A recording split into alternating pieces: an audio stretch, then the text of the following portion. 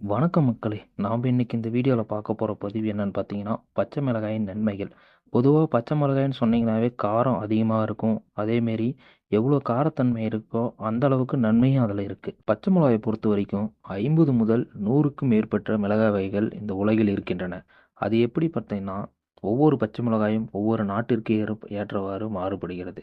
அது எவ்வாறு மாறுபடுகிறதுன்னு பார்த்தீங்கன்னா, மிளகாயின் காரத்தன்மை, வடிவம் மற்றும் அதனுடைய நிறம் மற்றும் அதனுடைய சுவைக்கு ஏற்றவாறு காரத்தன்மை, இனிப்புத்தன்மை அதுமாரி நெறையா மிளகாய் இருக்கு.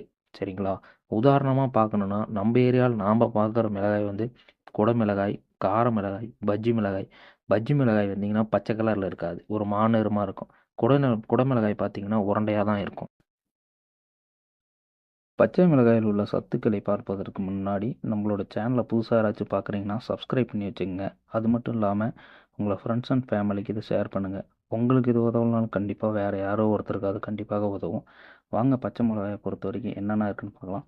பச்சை மிளகாய் பொதுவா நம்ம எல்லாருமே சமையலுக்கு கண்டிப்பா யூஸ் பண்ணுவோம். அது மட்டும் இல்லாம, அசைவ வகையில பிரியாணி, மட்டன் பிரியாணி, சிக்கன் பிரியாணி, மீன் குழம்பு அது போன்றவற்றில கண்டிப்பா யூஸ் பண்ணுவோம். சைவ வகை குழம்புல பார்த்தீங்கன்னா, சாம்பார், வெஜிடபிள் பிரியாணி, தக்காளி சாதம் இதுமாரி பல வகையான காய்கறிகளில் கண்டிப்பாக நம்ம யூஸ் பண்ணுவோம்.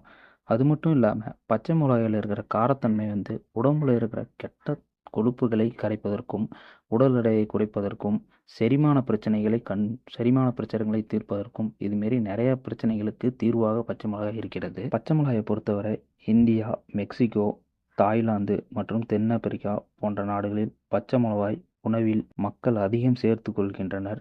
பச்சை மிளகாயில் உள்ள சத்துக்கள்னு பார்த்தீங்கன்னா, வைட்டமின் சி மற்றும் வைட்டமின் ஏ மற்றும் வைட்டமின் கே மற்றும் வைட்டமின் பி6 அது மட்டும் இல்லாமல் இரும்பு சத்துக்கள், மேக்னீசியம், பொட்டாசியம், கால்சியம் போன்ற பல சத்துக்கள் பச்சை மிளகாயில் காணப்படுகிறது. நீங்கள் பச்சை மிளகாய் வந்து அதிகமாக எடுத்துக்கொள்வதும் தீங்கு தான். மீடியமாக ஓரளவுக்கு குறைவா எடுத்துக்கிற வரைக்கும் உங்க உடம்புக்கு நல்லது. வயதானவர்கள் கண்டிப்பா பச்சை மிளகாய் சாப்பிட வேணாம்.